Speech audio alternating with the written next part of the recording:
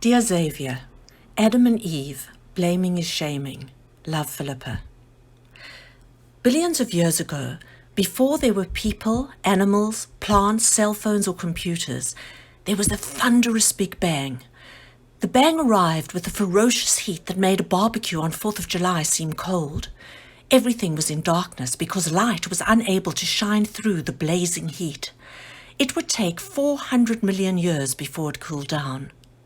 While it was cooling down, the cosmos, as it would later become known, stretched and grew, and the most miraculous things began to happen.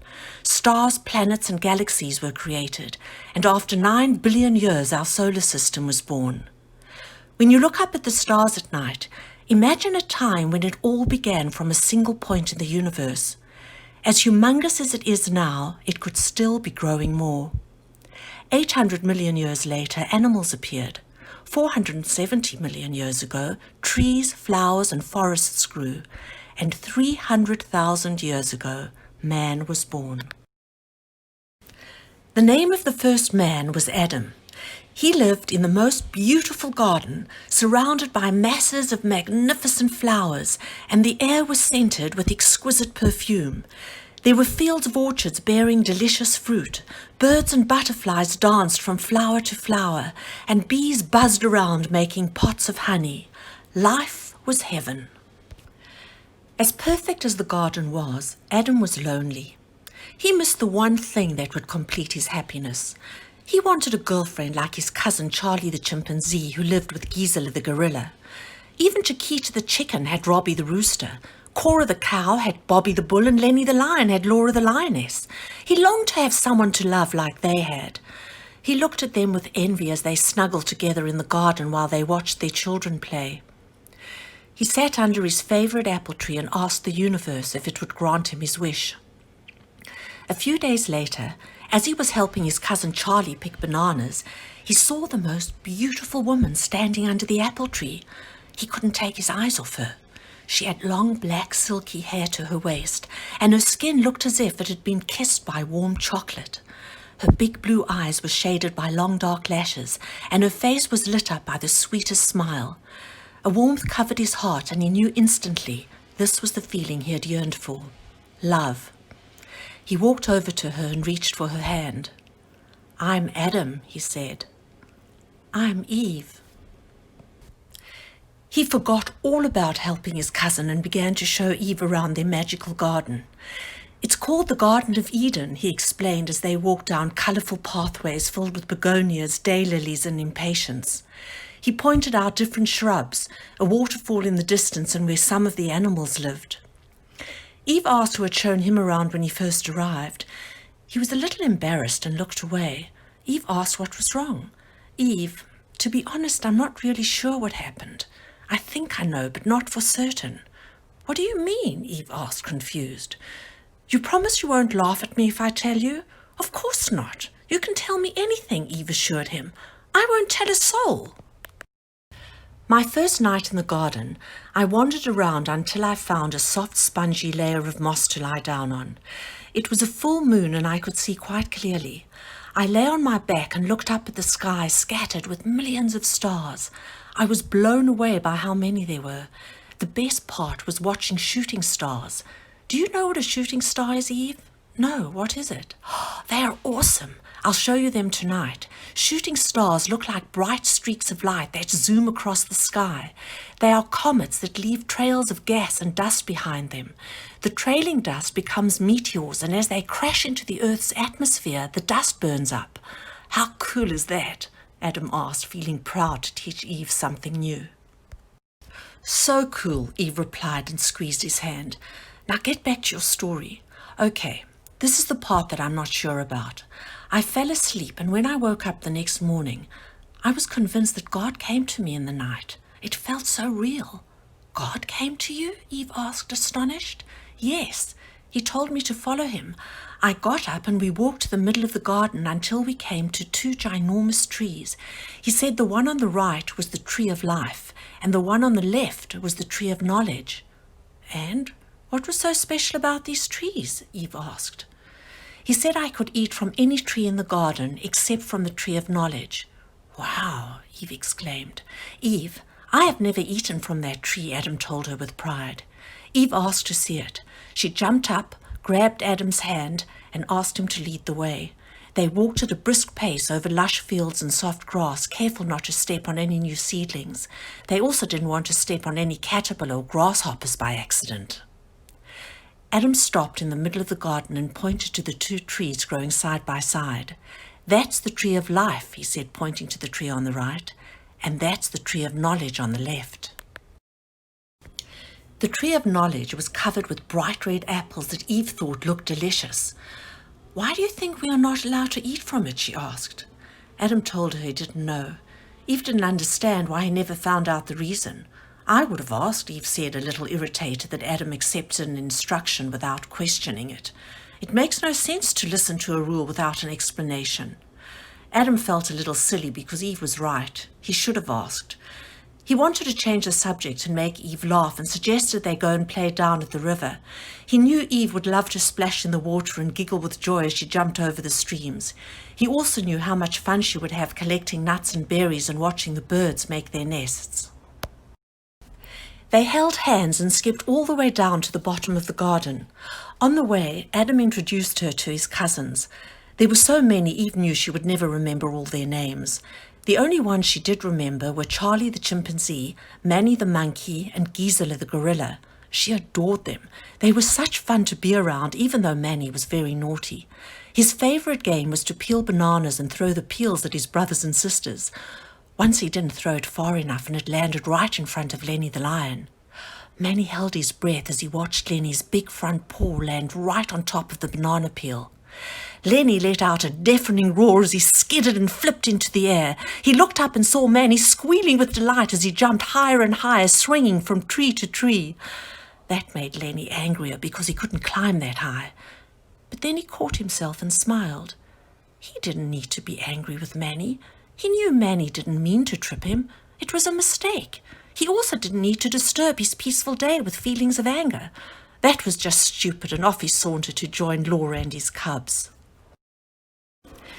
Adam told Eve he would swim in the river while she went to search for nuts and berries. Eve looked forward to exploring on her own because she wanted to find something to surprise him with. She bounced along between the hyacinths and hollyhocks, singing a song she had learned from her friend Sally the squirrel. Across her path slithered a snake she had never seen before. She stopped and looked down at him. He lifted his head high and introduced himself. "I'm Solly the snake," he said. "I'm Eve." "What are you looking for?" he asked. "I want to surprise Adam with something special but cannot find anything." "Oh, I have just the thing for you," Solly the snake said with excitement. "Follow me." Eve did. He led her up a path lined with palm trees, poppies and marigolds until they reached the middle of the garden. Eve gasped. Solly the snake had brought her to the tree of knowledge and the tree of life. He stuck out his long black tongue, pointed it at the tree of knowledge and said, "Pick an apple from that tree. They are the most delicious apples you will ever taste." "Oh, but I can't," Eve said, filled with fear. "Adam told me we are not allowed to eat from that tree. We would be punished if we did." "What nonsense," said Solly. "Nothing will happen. Eat it and see." Eve stretched out her hand and picked the shiniest apple she could find. She lifted the apple to her lips and took a big bite. Her eyes lit up as the juice trickled down her chin. It was the sweetest, most delicious apple she had ever tasted. She couldn't wait to share it with Adam and ran all the way down the garden to find him. He was at the river throwing pebbles across the water. "Adam, you've got to taste this apple," she said with excitement. "I came across Solly the snake and he told me it was okay to eat from the tree of knowledge. Just take a bite. It's the best apple you will ever have." Adam leaned over, held Eve's hand with the apple and took a bite. She watched his eyes twinkle with delight as he crunched on it. He gave her a long kiss and they hugged each other tight. It was getting late and they needed to find a place to sleep for the night. They found a glade surrounded by ferns and fuchsias where the bubbling of the river could still be heard. They settled down to eat the berries Eve had picked earlier and afterwards fell asleep as they always did, holding hands. They woke up the next morning to Robbie the rooster's loud cock-a-doodle-doo. They turned to each other, smiled as they sat up. They looked at each other and gasped. They were suddenly overcome with shame because they noticed they were naked. They tried to hide from each other. Adam grabbed a bunch of fig leaves growing nearby and gave some to Eve. They both covered themselves. There was an awkward silence that frightened them. They didn't understand why they were suddenly ashamed of their nudity. Just then they heard their names called. They looked around, up and down, and didn't see anything. They looked at each other perplexed. Their names were called again. "Who are you?" Adam called out. "I go by many names," said the voice. "You can call me God, or love, truth, peace, or joy, or all of them. I don't mind," he chuckled. "In fact, you can call me anything you want. After all, what's in a name?" he laughed. Even though he sounded friendly, Adam and Eve were terrified. They were sure they were in a lot of trouble for eating the apple and were convinced their punishment would be horrifying. "Eve made me eat the apple," Adam blurted out. "It's not my fault. You can't punish me," he wailed. "Solly the snake made me eat it," Eve said, angry with Adam for blaming her. "Why are the two of you so afraid?" Love asked. Adam trembled. "Because of the punishment you'll give us. We ate from the tree of knowledge after you warned me not to." Truth burst out laughing. "My darling children, why on earth would you think you were not allowed to eat from the tree of knowledge? Or that I was cruel and would punish you if you did? You warned me when I first came to the garden that I was not allowed to eat from it, or else I would be punished," Adam whimpered. "Adam, this is the first conversation I have ever had with you. You were right to doubt we had spoken before, because we never did. You fell asleep, my child, and had a dream," God explained with a voice steeped in kindness. "One day your story will be written and will confirm it was a dream. It will specify that you fell asleep, but nowhere will it say that you woke up. Dreams can be confusing," Peace explained. "Sometimes you think a dream is real, and other times what you think is real is a dream." "So Solly the snake wasn't trying to tempt us and get us into trouble?" Eve asked. "No, just the opposite. He was there to help you correct the mistake Adam made when he believed I forbade him from eating the apple. See how easy it is to confuse the truth with a lie? Life will often feel like things are mixed up and back to front. Do you understand?" Joy asked. Adam and Eve nodded their heads. "This is why I gave you the tree of knowledge," Peace went on, "to teach you the difference between true and false and kindness and cruelty. Adam, were you kind when you blamed Eve for making you eat the apple? And Eve, were you kind when you blamed Solly the snake?" God asked. Adam and Eve looked down with shame and shook their heads from side to side. "Now don't go and be unkind to yourselves either because you made a mistake. You will make lots of them, and when you do, just correct them. This is how you will learn to be the best person you can be," Love continued. "The biggest mistake you can make is if you continue to believe I will punish you when you make them. It will make your lives miserable and bring you untold sorrows," he finished on a deep sigh. Adam and Eve smiled. They knew what sorrows meant. Suffering. Truth took each of Adam and Eve's hands and squeezed them. He lifted them up and kissed the back of each one. "I would never have planted the tree of knowledge in the garden if it were not meant for you. That would make me cruel if I placed temptation in your way only to punish you. I am relieved we had this conversation and straightened out this misunderstanding. Oy vey, can you imagine if you had taught this to your children? You would have created a world of people who feared me and believed I was a brutal tyrant who dished out rewards and punishments," Joy said, shaking his head. "It also wouldn't be true, and nothing is more valuable than the truth." "So you aren't angry with us?" Eve asked with relief. "Of course not. I don't get angry because I am only loving," he replied with a smile. "Could you tell us why our bodies made us feel ashamed today?" Eve asked a little shyly. "It was just another silly mistake you made, that bodies were ugly and shameful. Bodies are beautiful. Big ones, small ones, fat ones, thin ones, and colored ones." Adam and Eve were looking at each other so intently they didn't notice when Truth left.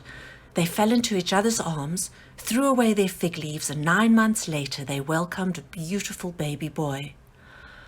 Oy vey is mere, Love thought. I hope they listened. Do you know how the Bible teaches children that science doesn't count, suffering is noble and fear is necessary? It describes a God that is easily offended, has a fragile ego and a lust for revenge. My Bible stories reverse all of that. They are filled with wisdom, sprinkled with humor and cloaked in kindness. I have given Bible stories a much-needed makeover in the Dear Xavier series. Adam and Eve, blaming is shaming. Abraham, you have got to be kidding. Rebekah, cheating isn't winning. Job, bullies are cruel, not cool. David, fearless and free. And more will be added all the time.